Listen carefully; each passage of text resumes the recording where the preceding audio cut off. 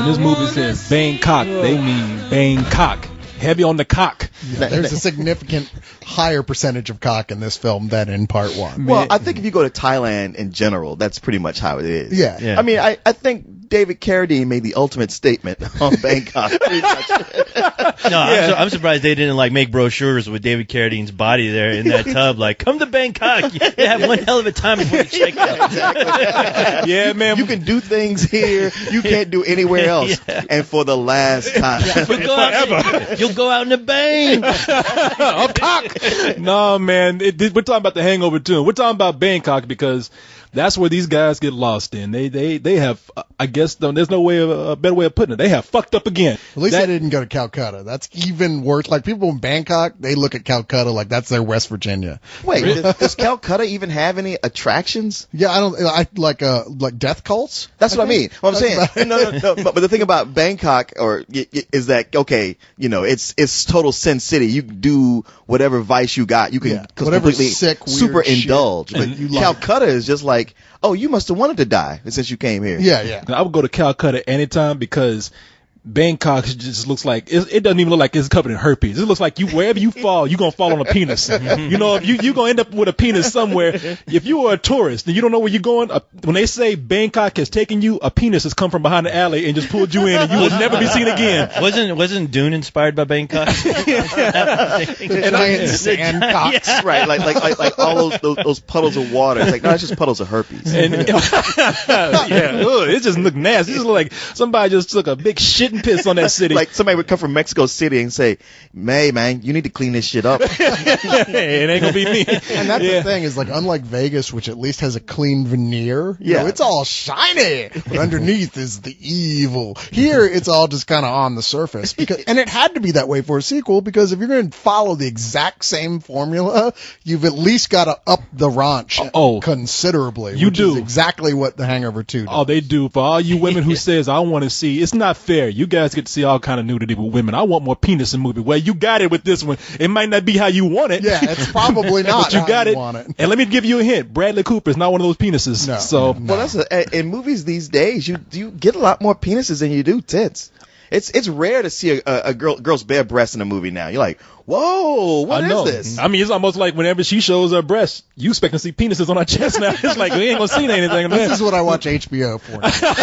Just become the breast channel. Right. TV shows with lots of excuses to show boobs. And it's a constant reminder to me that, wow, I am not gay. Yeah, they can't. If you don't know by now by watching TV and all these movies, then yeah, you in the clear. But so in the last movie, we had Phil, played by Bradley Cooper. We had Stu as Head Helms, and we had Zach Galifianakis As Alan. As Alan, and Phil is sort of he's an asshole of the bunch. You expect him to be ladies' man, but he's like the committed father and family guy and husband. Teacher, yeah. Stu is like the nerdy guy of the group, and Zach Galifianakis, Alan, he's just retarded. Yeah. Yeah, he is.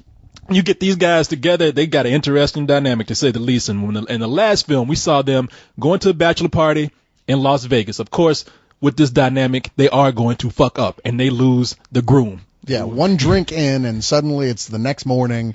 They can't remember shit that happened, and they can't find the groom. Yeah, Doug. They can't find Doug, played by Justin Bartha. They just lost his ass. Well, And then it turns into a Motley Crue video. Yeah. it's one thing to wake up and not know what happened. It's another thing to wake up in a way you don't remember anything. You got a tooth missing. There's a baby on the floor and a tiger in the back. And somebody had just had sex with a chicken. It's like, how did this happen? And they go on this long adventure to find out, how did we get here? Well, this second time around, Doug's okay. He's married. He's fine.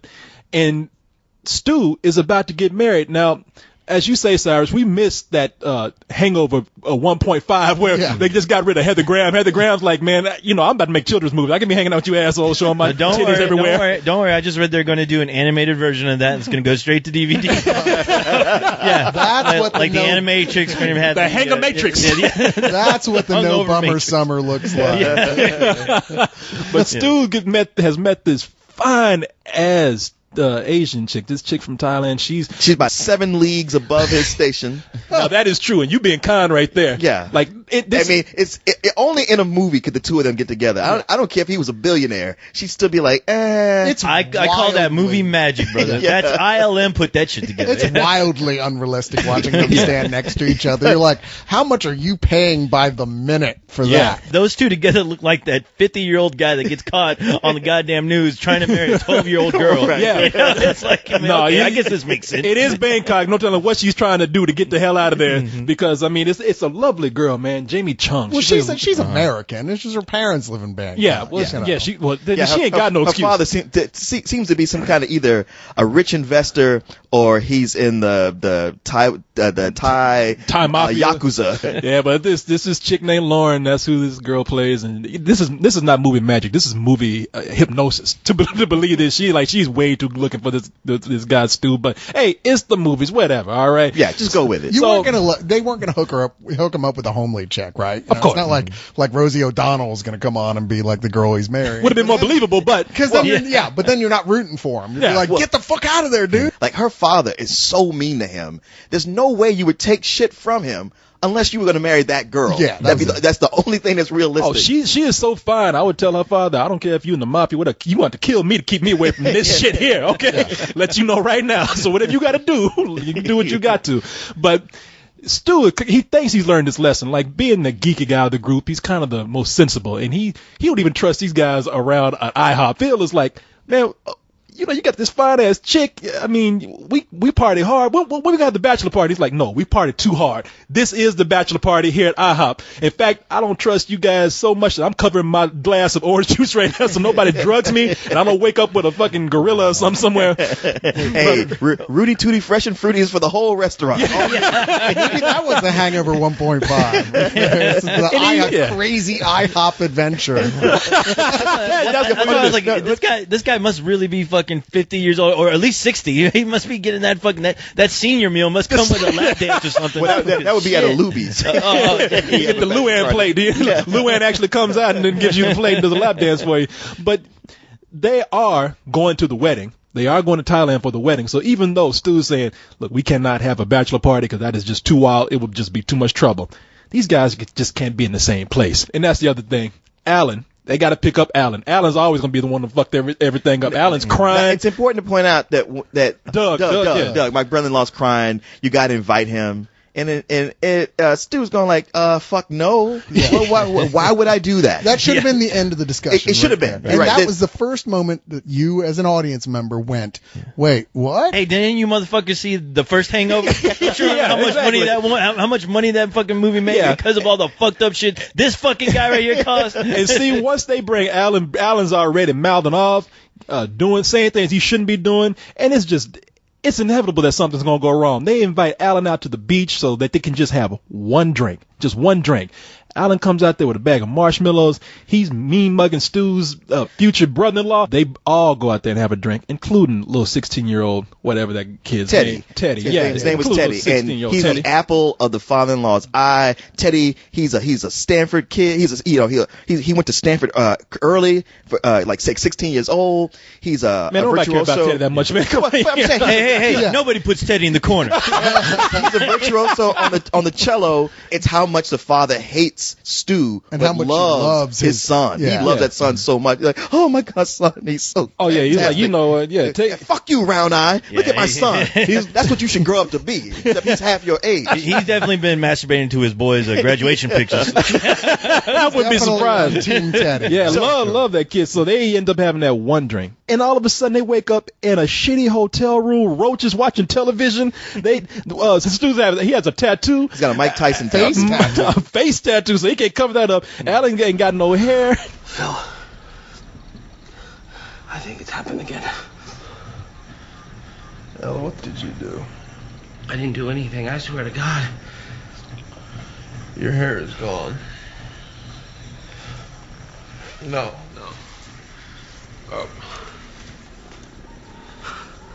I'm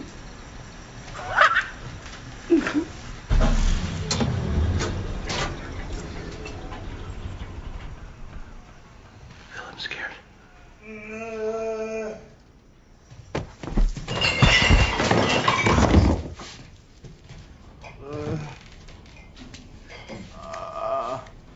Stu, come on, get up. We got a situation.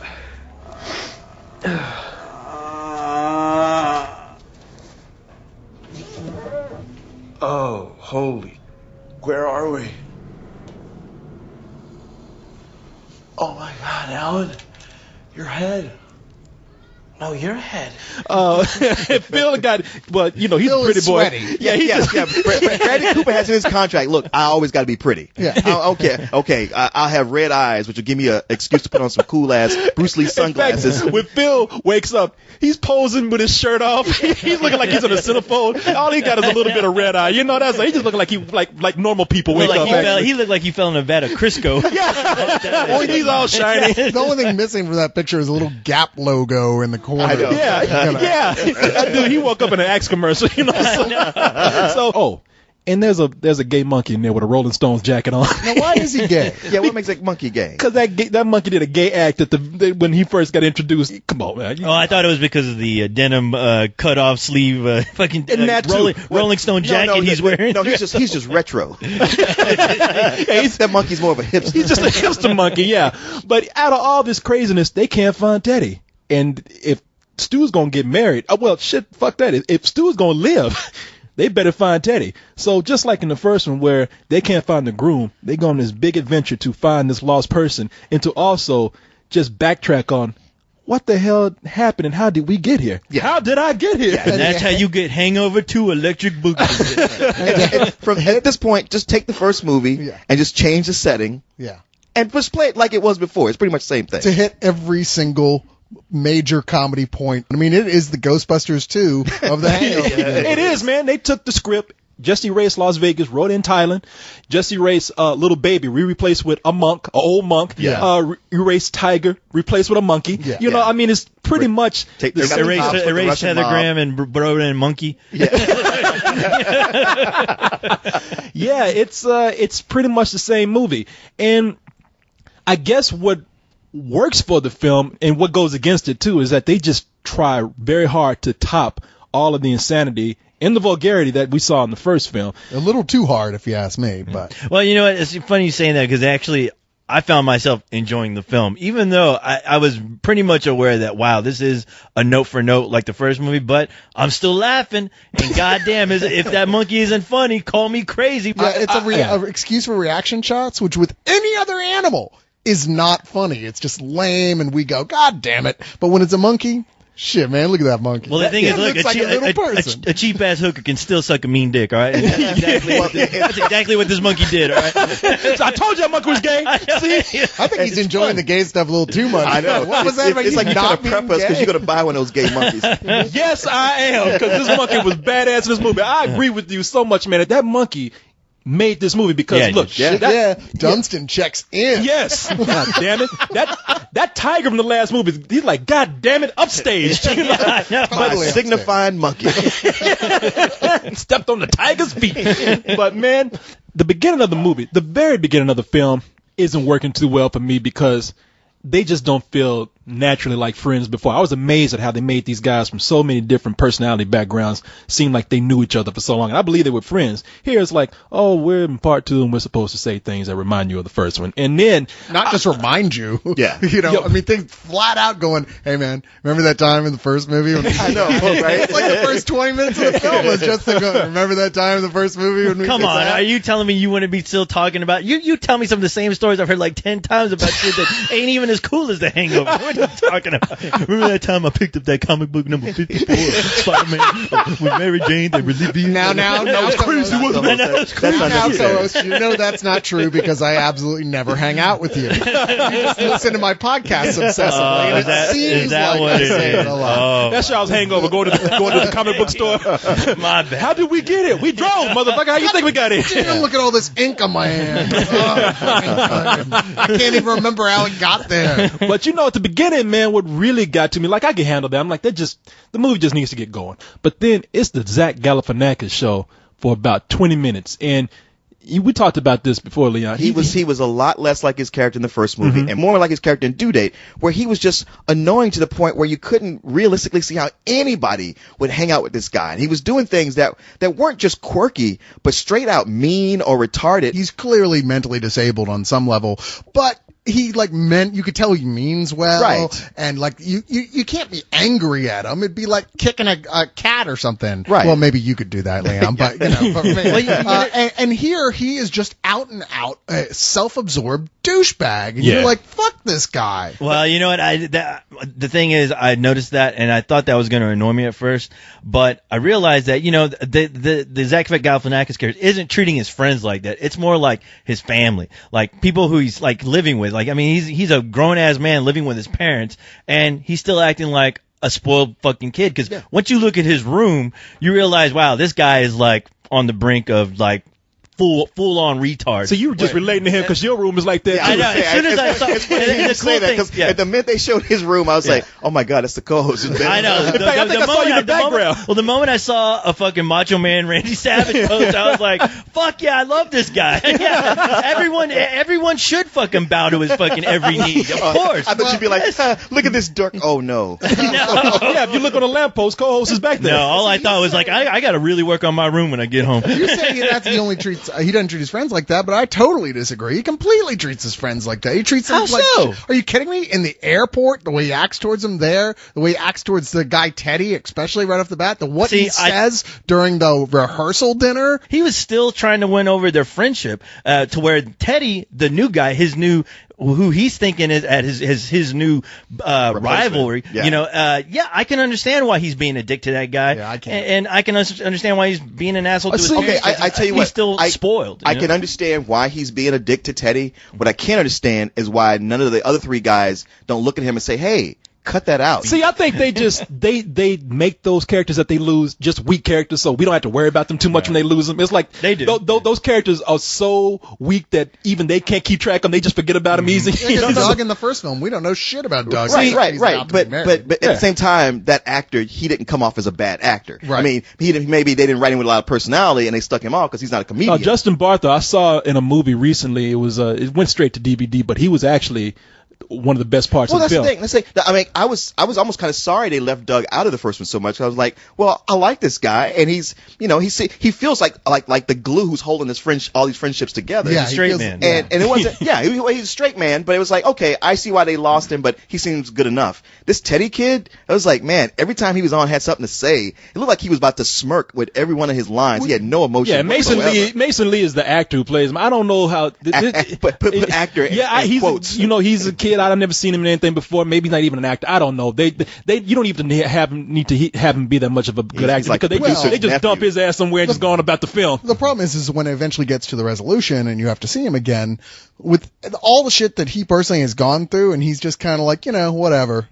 And you're like, wait, what? Exactly. That doesn't even make sense. Well, Cyrus, this is probably my problem throughout the movie. It's like, sure, you have the outrageous circumstances, but you never have any consequences for it. Yeah. And that's what made the first movie work so much. Is like every time they got into some shit, the consequences for it all was just like have you hyped up. It had you antsy. It's like, oh my god, well now what? But here it's just like, okay, we go from one thing to the next. Okay, now it's the mobsters. Now it's Chow again. Now and that. And honestly, I thought it followed the same beat. I mean, you're talking about consequences, but I agree with that. But the fact that there weren't any consequences was only because they still had to look for this. They still had to look for this fucking kid. They couldn't just stop and go, "Wow, what just fucking happened to me? How am I going to deal with this?" Well, we can't deal with that shit right now. We got to keep going. We got to find this kid, and we got to do it by this certain time. I cannot jump aboard something completely when they're safe and they just repeat the same thing over again. To me, that's an obvious move to just get some money in on the previous crowd. I mean, it's workman-like comedy, right? Yeah, it's not. I mean, it really wouldn't have been that much harder to do something a little different from what they did. But it is beat for beat. Like I said, they pretty much replaced characters. Like, we had a baby in the first one that can't talk. Let's just have an old monk who can't talk either. We had a funny animal in that movie. We have a funny animal in this movie. And a lot of people are criticizing the movie for going way over the top to try to top the last film. That's actually where it worked for me.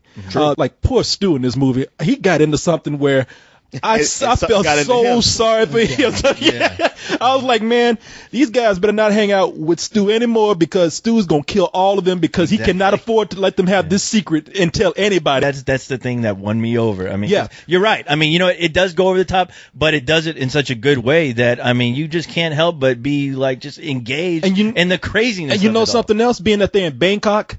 How did I say it? Bangkok? I said it like I'm Jethro or something. Bangkok. Being that they're in Bangkok, man, the danger element seemed a little greater this time. So when they were actually, when they were in danger, was cock hidden everywhere, just popping out at them. When they went crazy and they were in trouble, I felt like, man, these guys could actually die here. Like there was a moment where I felt like they're never gonna make it out of this. Not just not getting married, but they're not gonna live through the night. He even keeps reminding you, saying, "Oh man, Bangkok's got him." Right. Like, that's it, dude. Don't even. What are you doing? You're banging your head against the wall, even thinking you're gonna find this kid because Bangkok's got him. Bangkok don't let go. And the other thing about this film is that they introduce characters.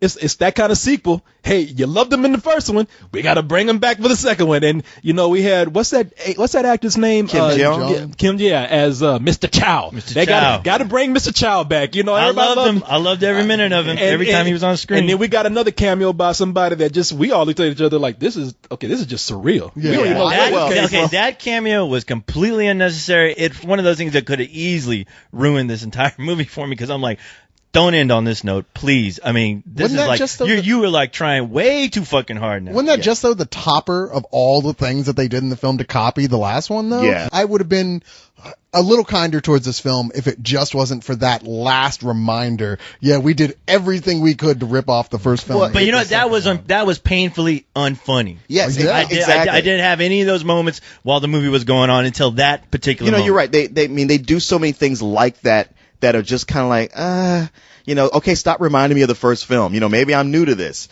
but that thing right there was just too much. Now, I want to, I've been doing nothing but come down on this film, and that's not fair to what I actually feel about it, because more than not, I actually agree with co-host. Goddamn right. Because I think that, which, don't quote me on that, because I probably won't say it again. Don't worry, I'll quote you. But, even though it does hit all those same beats, I think the fact that it does amp things up, and sure, some people are going to go, well, that's just grossing it up, and it is, but it does make it funny. There's plenty of times in this film that I was laughing out loud, and is it rare for a film to even have that effect at all? I mean, any comedy that's more than chuckle worthy, I've got to shake its hand and say, hey, thanks. And I feel like this film actually does get there. I agree with you too. I laugh hard.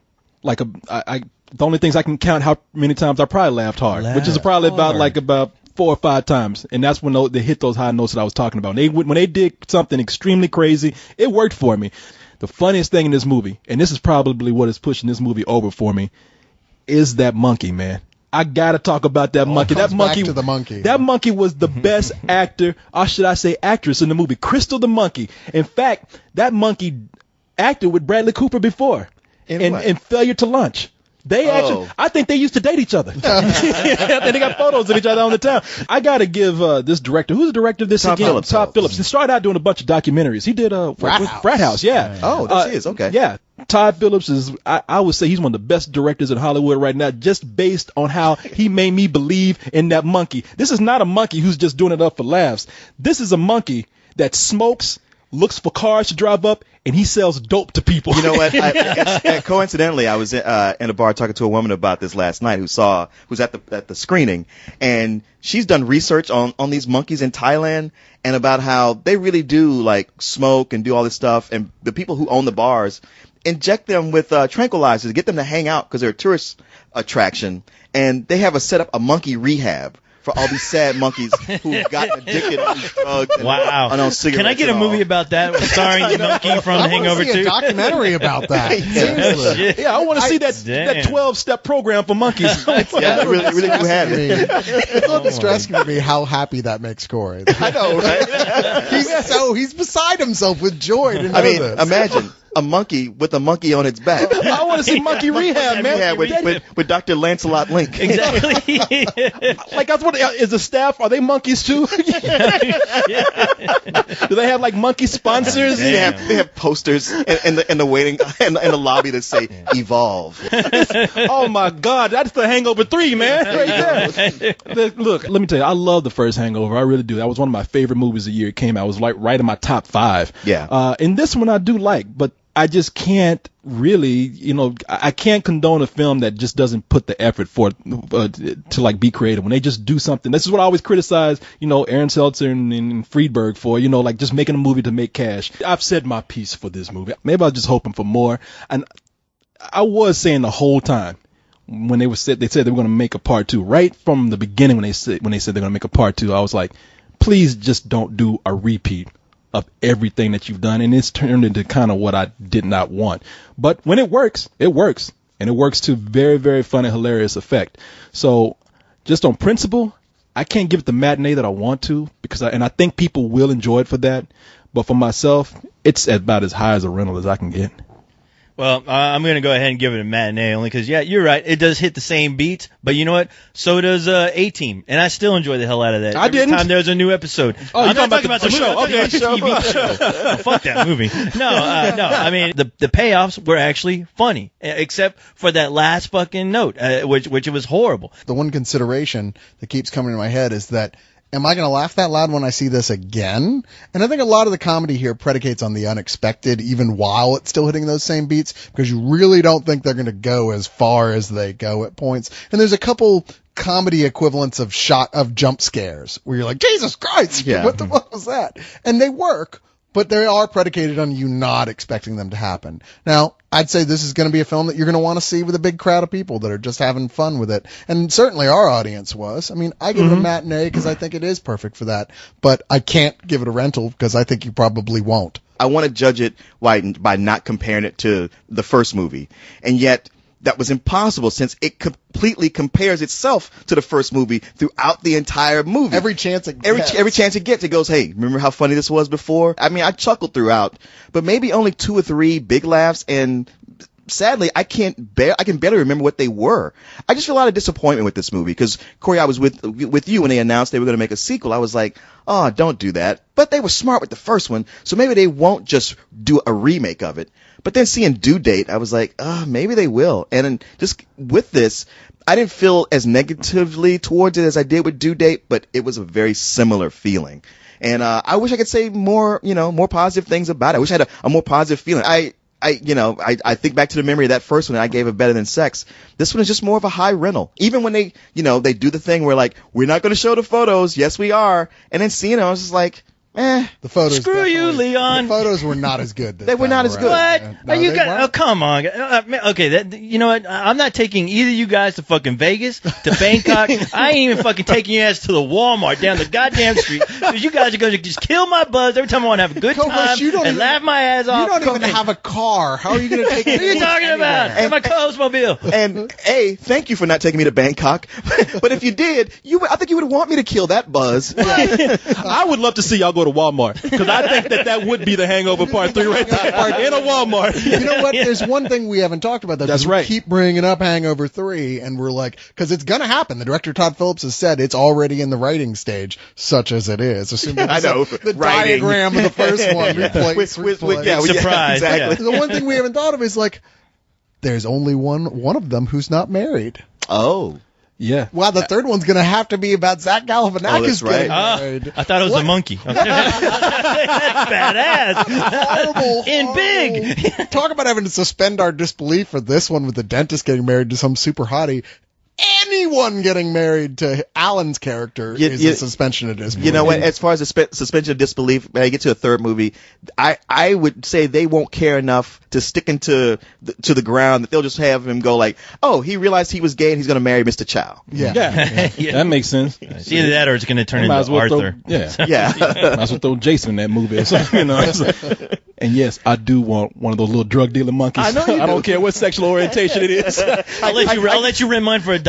Yeah, I could see you walking those ones places like, you know, they'll assign a monkey to a blind man or something to help him out, a helper monkey. I can see you faking a disability just to get you a monkey. Actually, that monkey would just be turning me out. Yeah, put you out on the street. That monkey could do anything. I got the money right here. I can see Corey's monkey hanging out on top of his head, jerking off all day. That's all I see right now. Yeah. Wouldn't work out anyway. Drug dealer monkey just break your heart, give you Shred your face. Yeah, there you go. End up on Oprah.